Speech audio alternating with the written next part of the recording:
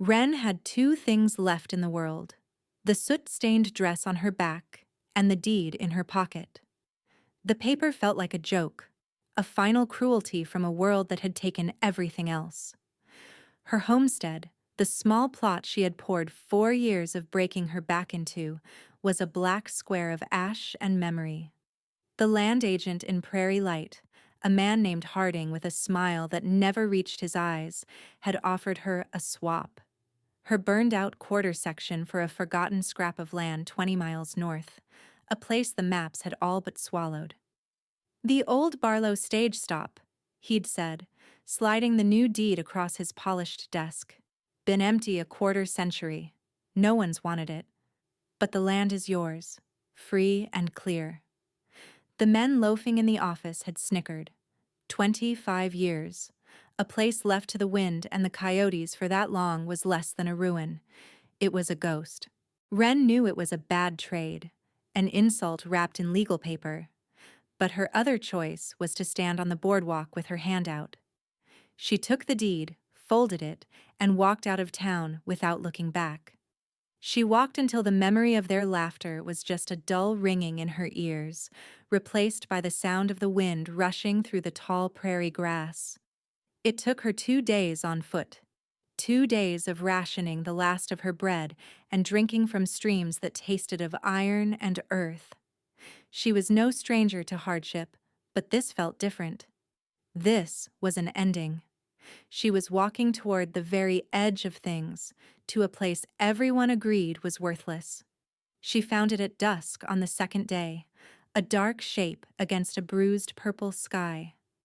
The stage stop sat low and long, its roof sagging in the middle like a tired old horse. The main building, a stable, and a small outbuilding were huddled together as if for warmth against the endless wind. The sign, hanging from one rusty chain, was bleached to near illegibility, but she could just make out the words, "Barlow Stop," if she squinted. 25 years of neglect were written on every board. The wood was the color of old bones, weathered to a soft, splintery gray. Shutters hung crookedly or were gone altogether, leaving dark, vacant eyes. The door to the main building was ajar, held open by a drift of dirt and dead leaves that had built up over decades. It was exactly the ruin they had promised. Worse, even. A profound silence hung over the place, the kind of quiet that feels heavier than sound. Wren dropped the small bundle that held all she owned onto the dusty porch. Her shoulders ached. Her feet were numb. She was so tired she could have wept, but the tears wouldn't come. She was as dry and empty as the landscape around her. Her hand went to the porch post to steady herself, and the wood was rough, flaking under her palm. She walked the length of the porch, her boots stirring up ghosts of dust. At the far end, a long hitching rail ran in front of where the stable doors were nailed shut. Her fingers trailed along the top of it, expecting the same splintery decay. But then her hand stopped. Right in the middle of the rail, for a length of about 3 feet, the wood was different. It was smooth. Not just smooth, but worn down, polished by something other than weather. The grain was dark and sealed, the edges rounded and soft to the touch. It felt like a tool handle used every day for a lifetime. On either side of this strange living patch of wood, the rail was a wreck of silvered splinters and cracked grain. But here, in this one spot, it felt new. It felt tended. She ran her hand back and forth over it. The contrast was jarring. This wasn't the work of wind or rain. This was the work of hands, or ropes. Many, many ropes, pulled tight over and over for years. But the place had been closed for 25 years. Who would be tying a horse to a rail at a dead stage stop? A shiver that had nothing to do with the evening chill went through her. The laughter from the land office seemed very far away now. This place wasn't just a ghost. Something was wrong here. Something was alive. She looked out at the darkening prairie, the vast emptiness stretching to the horizon. She was 20 miles from the nearest town, at a place that was supposed to be dead. But the wood under her hand was warm, smooth, and undeniably alive with recent use. She had come here expecting nothing. She had found a question. That night, she didn't dare go inside the main building. She found a sheltered corner of the porch, wrapped herself in her thin blanket, and watched the stars emerge, her hand never far from the smooth section of the rail, as if it were an anchor. The dawn broke cold and clear. Every bone in Wren's body ached, but the strange discovery of the hitching rail had ignited a flicker of something in her that wasn't despair. It was curiosity. She got to her feet, shaking the dust from her blanket, and decided to face the ruin in the daylight. She started with the stable. The main doors were nailed shut with thick, rusted spikes, just as she'd seen. She walked the perimeter, her boots sinking into the soft earth. Around the back, a smaller door, a tack room entrance perhaps, was not nailed. It was held shut by a simple wooden latch, swollen with age. It took all her weight, but it finally gave with a groan of protest. The air that rushed out was thick with the smell of old hay, leather, and something else. The living, warm scent of horse. It was faint, but it was unmistakable. Her heart beat a little faster. Inside, the darkness was nearly complete, broken only by thin shafts of light piercing the dilapidated roof. Dust motes danced in the beams like tiny sprites. As her eyes adjusted, she saw the stalls. Most were empty, filled with drifts of ancient rotted straw and debris. But in the last stall, the one farthest from the door, something was different. There was a path. A narrow, clear trail through the thick layer of dust on the floor, leading from the tack room door straight to that final stall. Someone had been walking here. Recently. She followed the path, her steps silent. The stall door was closed, secured with a simple rope looped over a post. Not a lock. Not nails. A rope that could be lifted on and off with ease. She could hear a soft sound from within. A gentle shifting. The sound of a large animal moving with care. Her hand was trembling as she reached for the rope. She was afraid, but the thought of turning back, of walking away from the only mystery she had in the world, was worse. She lifted the loop. The rope was new, not some 25-year-old scrap. It was clean and supple in her hands. She pushed the stall door inward. A horse stood inside. A tall, fine-boned mare the color of dust and dusk, with a coat that shone even in the dim light. She wasn't a wild horse. She was well-fed, her muscles sleek, her dark eyes intelligent and calm. She watched Wren with a quiet curiosity, not fear. Fresh hay was scattered on the floor, and a bucket of water, still half full, sat in the corner. The water wasn't stagnant. Wren let out a breath she didn't realize she'd been holding. This was impossible. A horse, cared for, in a stable that had been nailed shut for a quarter of a century. The smooth rail outside, the path in the dust, the warm smell. It all clicked into place. This wasn't a ghost. This was a secret. She stepped into the stall, moving slowly, her voice a low murmur. "Well, hello there. Where did you come from?"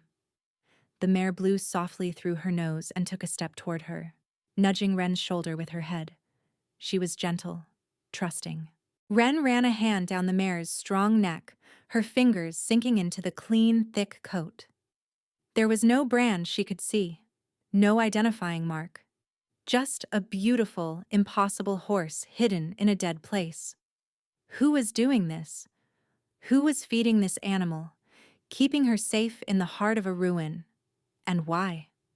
The questions piled up, each one heavier than the last. She had come here with nothing, expecting nothing. Now she was the guardian of a secret she didn't understand, standing in the dark with a horse that shouldn't exist. For the first time in months, she wasn't just surviving. She had a purpose. She had to protect this place. She had to protect this horse, and she had to find out who was on the other end of that rope. Wren spent the next 3 days turning the stage stop from a ruin into a refuge. She worked with a grim determination, fueled by the mystery of the mare.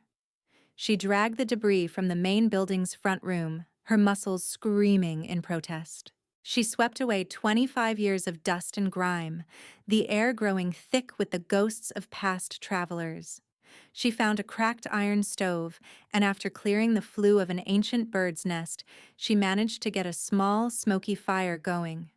The warmth was a blessing, chasing the deep-seated chill from the stone walls. She let the mare, who she'd started calling Dust, out of the dark stable and into a small, dilapidated corral behind the building. A few of the rails were broken, so Wren spent a whole afternoon finding fallen timber and patching the fence until it was secure. Dust seemed to appreciate the sunlight, grazing on the sparse clumps of grass and occasionally lifting her head to watch Wren work, her dark eyes following every movement. Each morning, Wren would check the water trough she'd found and cleaned, and each morning it was full, fuller than she'd left it. The first time, she thought she'd misremembered. The second, she knew. Someone was coming in the dead of night, or before the dawn, while she slept her exhausted sleep. They were filling the trough, leaving fresh hay just inside the stable door. They were caring for the horse, and by extension, for her. The presence was a quiet weight on the place. It wasn't threatening. It was watchful. She found a small stack of freshly split pine next to the woodpile of rotting ancient logs. She found a loose shutter on the main building securely fastened one morning, a new nail gleaming in the old wood. She never heard a sound, never saw a footprint she didn't recognize as her own. It was unnerving and, strangely, comforting. She wasn't entirely alone. On the fourth day, her meager supply of flour ran out. The thought of the long walk back to Prairie Light was daunting, but she had no choice. She made sure Dust had plenty of water and hay, latched the corral gate securely, and set out at sunrise, the deed to this strange, haunted place tucked safely away. She was a mile from the stage stop, walking along the faint wagon ruts that served as a road, when she heard it. The sound of a horse, moving at a steady trot. She turned, her heart jumping into her throat. A man was riding toward her. He sat tall in the saddle, a silhouette against the rising sun. As he drew closer, she saw he was broad-shouldered, dressed in dark, plain clothes. He rode a big, powerful gelding that moved with an easy grace. He wasn't a drifter. He looked like he belonged to the land, his face weathered by sun and wind, his eyes narrowed as he watched her. He pulled his horse to a stop a few yards away, not speaking. He just looked at her, his gaze sweeping from her worn boots to her determined face. There was no surprise in his eyes. He had known she was here. "That's private land you're on," he said finally. His voice was low and rough, like stones grinding together. It was a voice that hadn't been used much. Wren squared her shoulders, refusing to be intimidated. "It's my land," she said, her own voice clearer than she expected. "I have the deed." A flicker of something, annoyance, maybe something else, crossed his face. "The deed from Harding?" "That's right." He was silent for a long moment, his eyes never leaving hers. He was studying her, and she felt stripped bare under his gaze. This had to be him. The Watcher. The Wood Splitter. The Water Bringer. "There's a mare," Wren said, deciding to force the issue. "In the stable. She's being cared for." "I know," he said. The words were flat, admitting nothing and everything. "Is she yours?" He didn't answer. Instead, he swung down from his horse in one fluid motion. He was taller than she'd thought, with a quiet, coiled strength about him. He walked toward her, his spurs silent in the dust. He stopped right in front of her, so close she could smell the scent of leather and pine smoke on his clothes. "You shouldn't be here," he said, his voice softer now. but with an edge of warning. "This place, it's not for you." "The law says it is," she countered, standing her ground, "and I've got nowhere else to go. My homestead burned." He looked at her, and for the first time, the hardness in his eyes seemed to soften, just for a second. He saw the soot stains she could never quite wash out, the weariness in her posture. He saw the truth of her words. "The mare needs tending," she pressed on, "and I'm not leaving her. So unless you mean to run me off my own property, you'll have to get used to me." A long silence stretched between them, thick with unspoken things. The wind whispered through the grass. His horse blew out a soft breath. He looked from her face to the distant sagging roof of the stage stop, and a look of profound, deep-seated pain crossed his features before he masked it again. "The west fence of the corral is weak," he said, his gaze returning to her. "She'll push through it if she's spooked." He turned without another word, swung back into his saddle and rode away, heading not toward town, but north, into the empty, rolling hills. Wren stood watching until he was just a speck on the horizon. She hadn't learned his name. She hadn't learned why he was tending a horse in a derelict stable. But they had spoken. The ghost had a voice, and he hadn't told her to leave the horse. He had told her how to care for her. It was a beginning. Her heart felt lighter than it had in years. She turned and walked back to the stage stop, back to her strange new home. His name was Judson. She learned it a week later from the sheriff. Sheriff Miller was a man whose tired eyes had seen too much to be surprised by anything, but the thin column of smoke rising from the chimney of the old Barlow stop had been enough to bring him out on the 20-mile ride. He found Wren splitting wood with a grim efficiency, dust watching her from the newly repaired corral. "Ma'am," he said, tipping his hat as he dismounted. "I'll admit, I didn't believe the report. No one's lived out here well, since before I wore this badge." "It's mine now, Sheriff," Wren said, leaning on the axe handle. "I have the deed." "So I hear," he said, his eyes scanning the work she'd done. The tidy woodpile, the clean-swept porch, the patched fence. "You've been busy, but you're not alone out here, are you?" Wren's heart gave a little jump. "I've seen a rider." "Judson," the sheriff supplied, his voice quiet. "Thought so." "Judson Holt. Has he given you any trouble?" "No," Wren said quickly. "He keeps to himself." The sheriff nodded, looking out toward the northern hills where Judson had disappeared. "He always has, ever since it happened. His family, the Holts, they built this place, ran it for a generation. It was supposed to be his. Here it was, the beginning of the story." "What happened?" Wren asked. 25 years ago," the sheriff began, his voice taking on the tone of a story told many times. "Judson was set to be married. A girl from back east, name of Annabelle. Beautiful thing. She came out on the stage, and he was waiting for her, right here.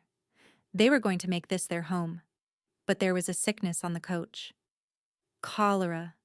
It moved fast. She died right here, in that front room, before the doctor could even get out from town. Judson. He broke. He blamed himself for bringing her out here. After the funeral, he nailed the stable shut, locked the front door, and just walked away. His father died a few years later, folks say, of a broken heart, and the place just sat.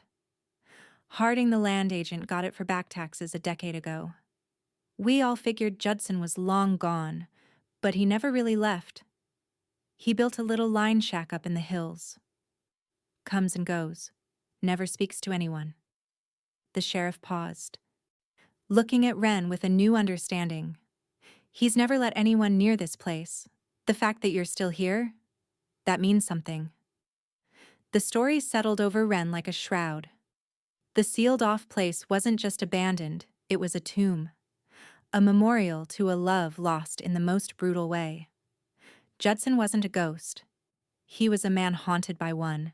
The smooth hitching rail wasn't from strangers. It was him, coming back, over and over, to the place where his life had ended, touching the last thing she might have touched. And the mare. The horse? Wren asked, her voice barely a whisper. Does she have a name? Annabelle, the sheriff said softly. He named her after his lost bride. She's the last of the line his father bred, the only thing he has left of his family. He keeps her here because this was their land.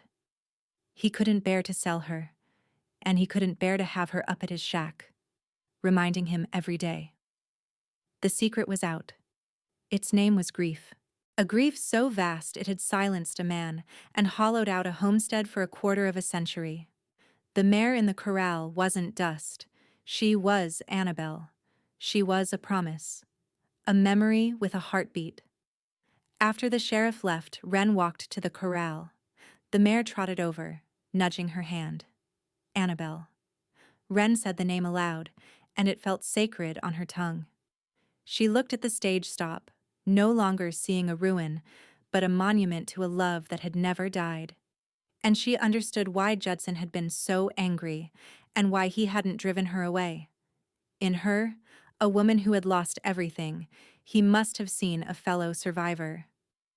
That evening, as dusk fell, she saw him. He was standing on a ridge a half-mile away, a lone figure watching the smoke rise from her chimney.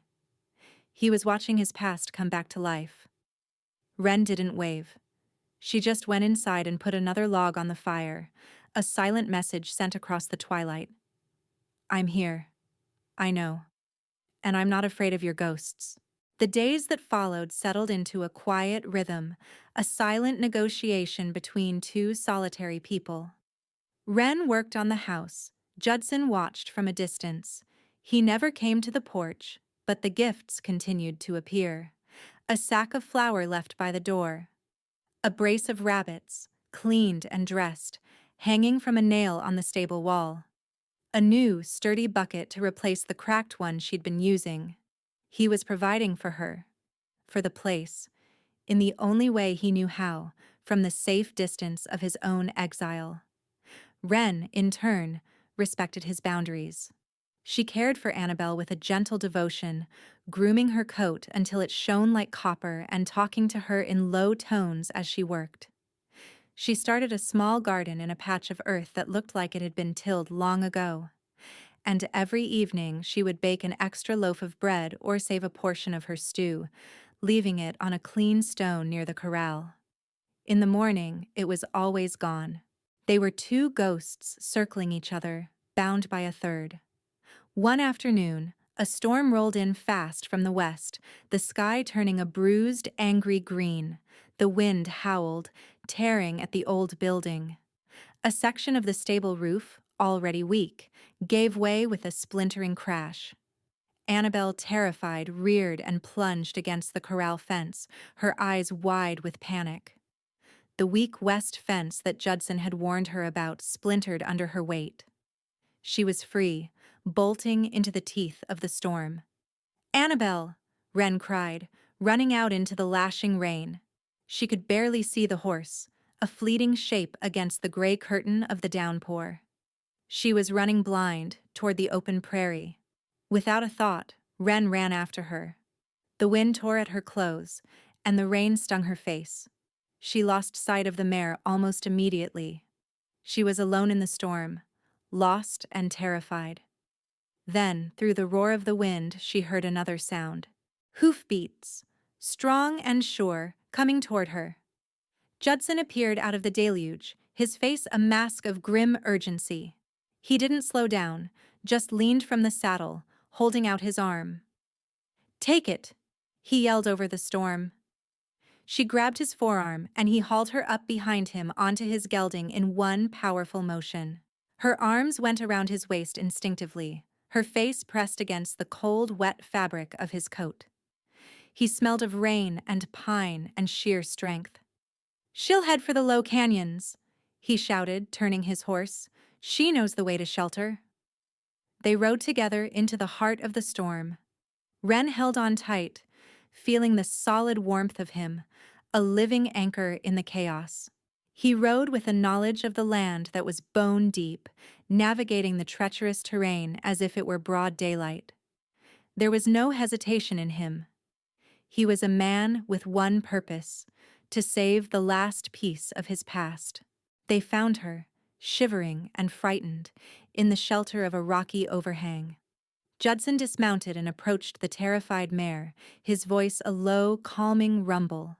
He didn't use a rope, he just spoke to her, his hands gentle on her neck until her trembling subsided. He was a different man with the horse. The hardness was gone, replaced by a tenderness that was heartbreaking to witness. He led the mare out, handing the reins to Wren. "Take her back, slowly. She's spooked, but she'll follow you." Wren's fingers brushed his as she took the leather. The touch was electric, a jolt of warmth in the cold rain. Their eyes met, and for a moment, the storm, the horse, the 25 years of grief, all fell away. There was only the two of them, standing in the rain-soaked landscape. "Thank you," she said, her voice thick with emotion. He just gave a short, sharp nod, his face unreadable. He swung back onto his own horse. "The roof will need fixing," he said, his voice back to its usual rough tone. Then he turned and rode with them, a silent guardian, all the way back to the stage stop. They worked together to fix the stable roof, a silent team under the gray, weeping sky. He moved with an easy competence, his hands sure and strong as he sawed new timbers and hammered them into place. Wren worked beside him, handing him tools, holding boards steady, her presence a quiet support. They didn't speak much. They didn't need to. The shared work was a language of its own. In the close quarters of the stable, she became acutely aware of him. The way his brow furrowed in concentration. The strength in his arms as he lifted a heavy beam. The silence between them was no longer tense or awkward. It was full. It was a space they were beginning to share. When they were finished, he stood back, looking at the solid new patch on the roof. "It'll hold," he said. "We did good work," she replied softly. He turned to her then, and the look in his eyes made her breath catch. The wall he kept around himself had a crack in it. He was looking at her not as an intruder, but as a partner. "Why did you stay?" he asked, his voice low. "After the sheriff told you. Anyone else would have run." "I know what it's like to lose everything," she said simply. "And I know what it's like to have one thing left that you'd do anything to protect. I'm not afraid of ghosts, Judson. And this place, it doesn't feel like a tomb anymore. It feels like it's waiting to live again." A muscle worked in his jaw. He looked at the house, at the smoke curling from the chimney, at the light beginning to glow in the window as dusk fell. He looked at her, standing there with rain in her hair and sawdust on her clothes, and something in his guarded heart gave way. He didn't say anything. He just reached out and gently brushed a stray piece of wood from her cheek. His fingers were calloused and rough, but his touch was incredibly gentle. It was a fleeting gesture, over in a second, but it left a trail of fire on her skin. Then he turned and walked away, melting into the twilight. But Wren knew, with a certainty that settled deep in her soul, that he would be back. The ghost was starting to find his way home. The peace was shattered a week later by the arrival of a buggy. It was Mr. Harding, the land agent from Prairie Light, and he was not alone. A burly, unpleasant-looking man sat beside him. Harding's smile was as thin and false as ever as he surveyed the transformed stage stop. "Well, well, Mrs. Is it?" he began, letting the question hang in the air as he climbed down. He deliberately misremembered her name, a small assertion of power. "You've been a busy little bee, made the place almost respectable." Wren stood on the porch, her hands clenched at her sides. "It's Wren, and this is my property, Mr. Harding." "About that," Harding said, pulling a sheaf of papers from his coat. "There seems to have been an error, a clerical oversight. This property should have reverted to the county for tax delinquency years ago. The Holt estate was never properly settled. Your deed, I'm afraid, is invalid. The words hit her like a physical blow. Invalid. That can't be, she stammered. You sold it to me. A mistake, as I said. One I am here to rectify. He gestured to the property with a sweep of his arm. The county has decided to put it up for public auction, and I, as a representative of a new investor, intend to acquire it. We have plans for a new way station here. The railroad is surveying a line through this valley. It was a lie, all of it. He had known her deed was worthless. He had used her to test the waters, to see if the place was truly abandoned. Her smoke from the chimney had been his signal. Now that she had done the hard work of making it habitable, he was moving in to steal it. You can't do this, Wren said, her voice shaking with rage. This is my home. It's a piece of paper, miss, Harding said with a shrug. And mine is better than yours. You have 24 hours to vacate the premises. Suddenly, a voice cut through the air, low and cold as a winter river. She's not going anywhere.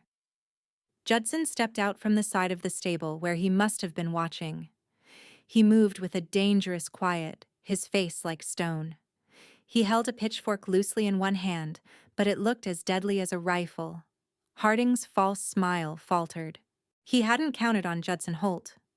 Holt! I heard you were still skulking around here. This doesn't concern you. Your family lost this land years ago. My father's name is on the original charter, Judson said, his eyes locked on Harding. This land was never for sale. The law says otherwise, Harding blustered, regaining some of his confidence. Taxes weren't paid. It's as simple as that. Now, I'm giving the woman a day. I don't have to be so generous with you. The burly man with Harding stepped forward, flexing his hands. Maybe the squatter needs some convincing, boss. Judson didn't even look at him. He took a step forward toward Harding. You will get in your buggy, he said, his voice deadly calm, and you will drive away. And if you or any man you send ever sets foot on this land again, you'll answer to me. For a moment, no one moved. The air was thick with the threat of violence.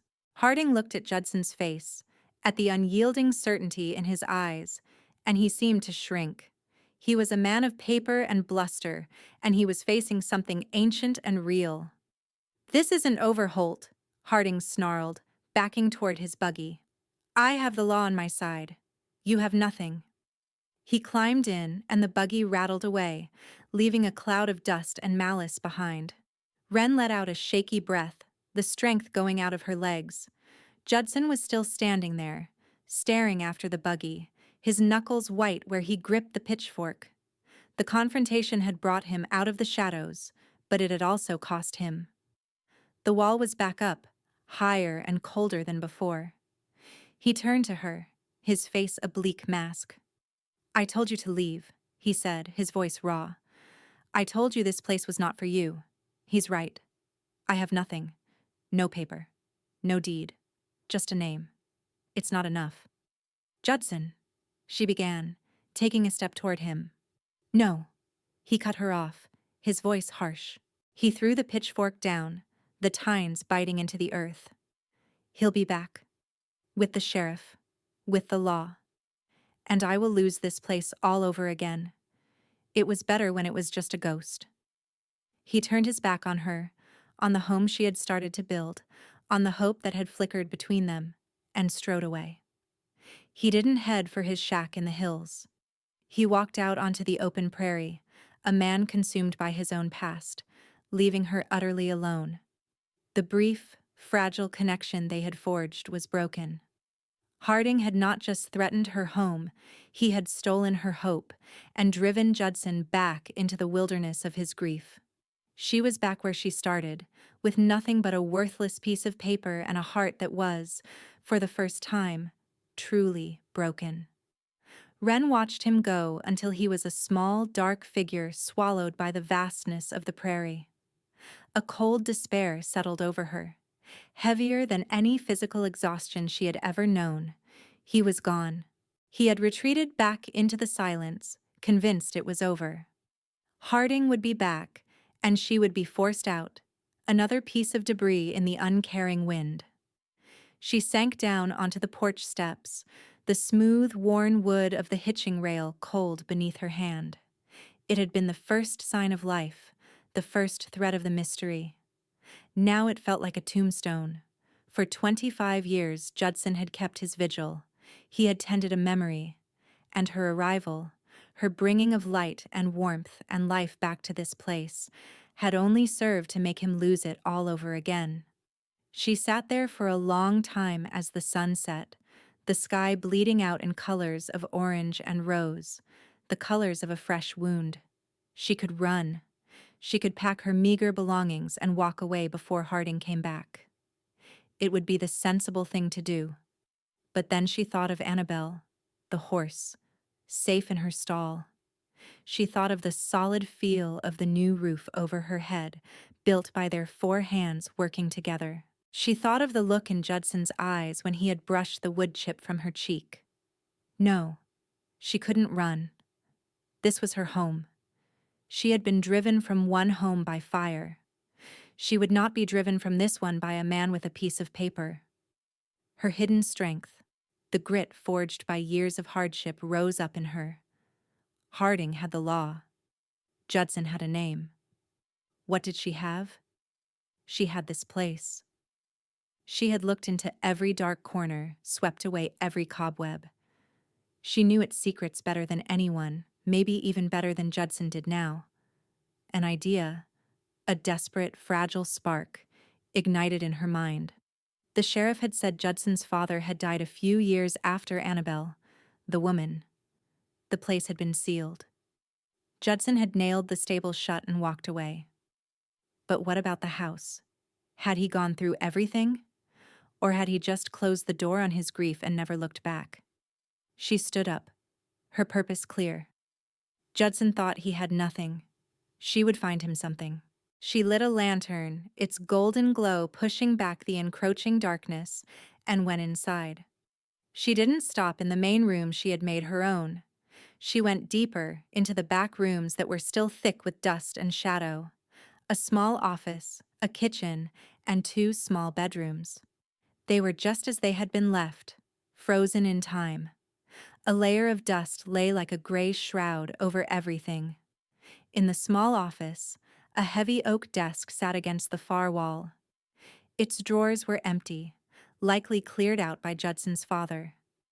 But in the corner of the room, half hidden by a fallen piece of plaster, was a heavy iron-strapped trunk. It was locked. Her heart hammered against her ribs. This was it. It had to be. She carried it out to the main room, the weight of it a solid, hopeful thing. The lock was old and rusted. She had no key. She took the axe she'd been using for firewood, and with a deep breath, she brought the flat side of it down hard on the lock. It didn't budge. She hit it again, and again, the sound echoing in the silent house. On the 5th blow, the rusted metal shrieked and broke apart.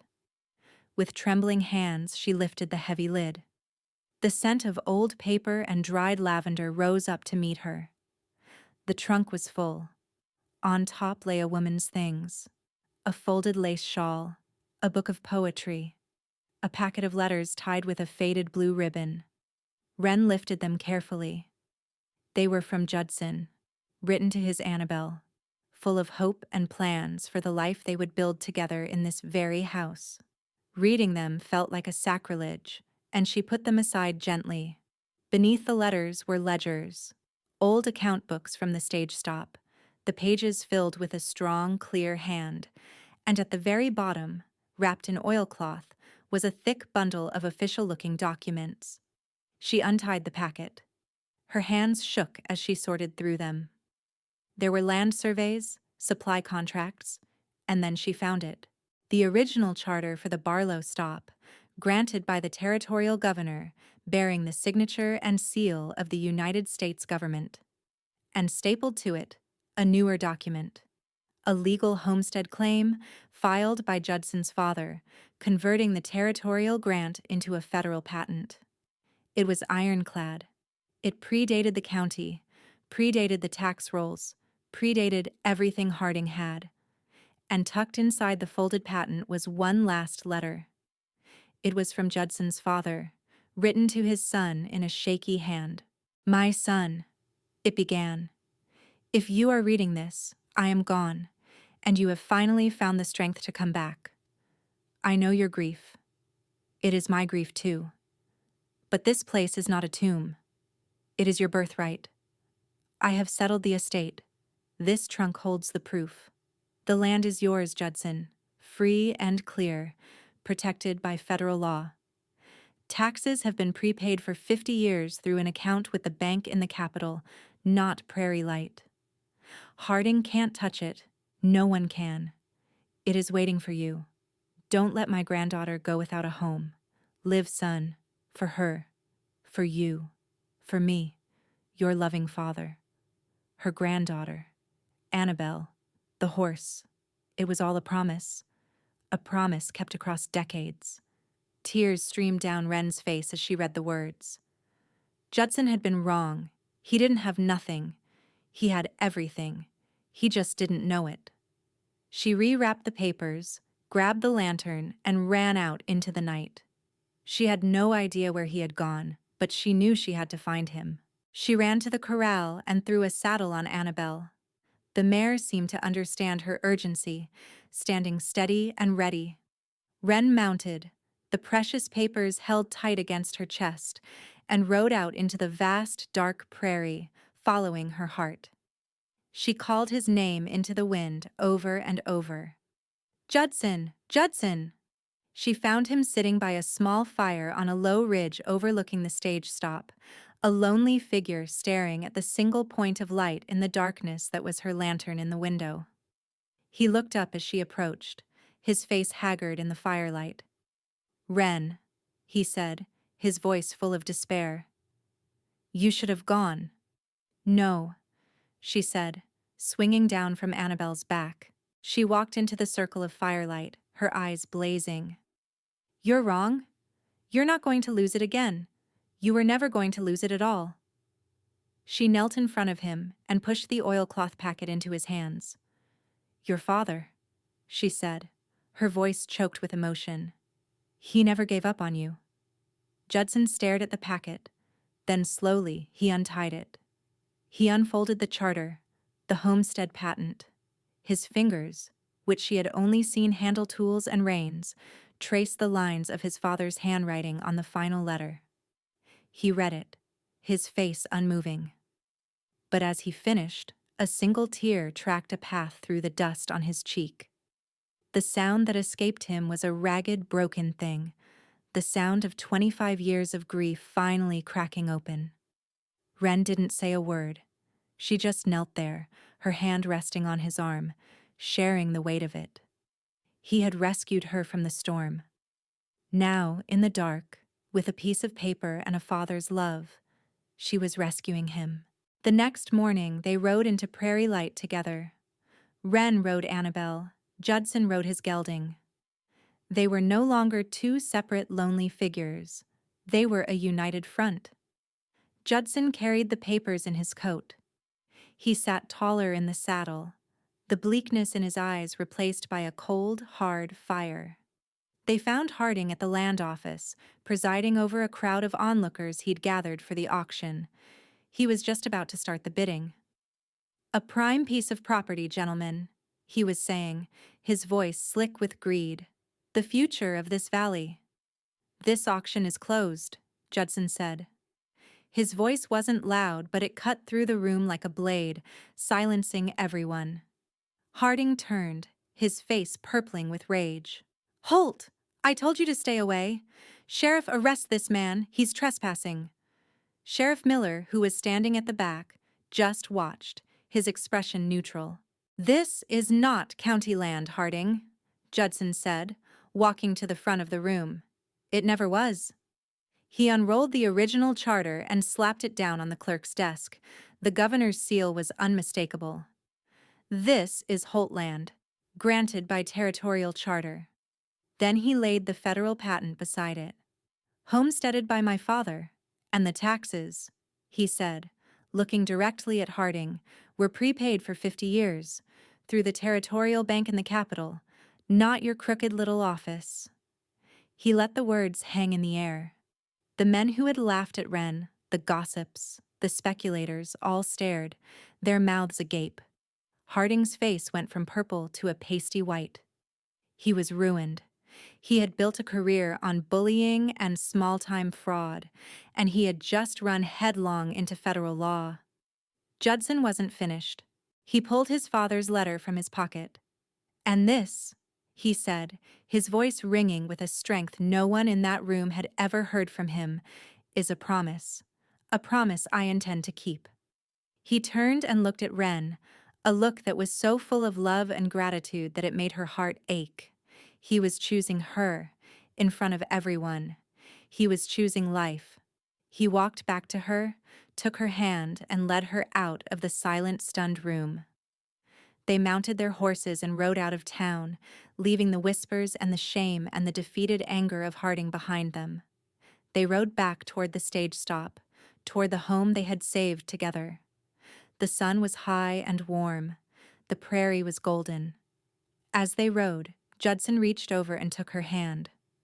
"My father said I should live," he said, his voice thick. "I haven't known how. I think you're here to teach me." Wren's heart was so full she couldn't speak. She just squeezed his hand and they rode on, together. The stage stop was no longer a monument to what was lost. It was a testament to what could be found.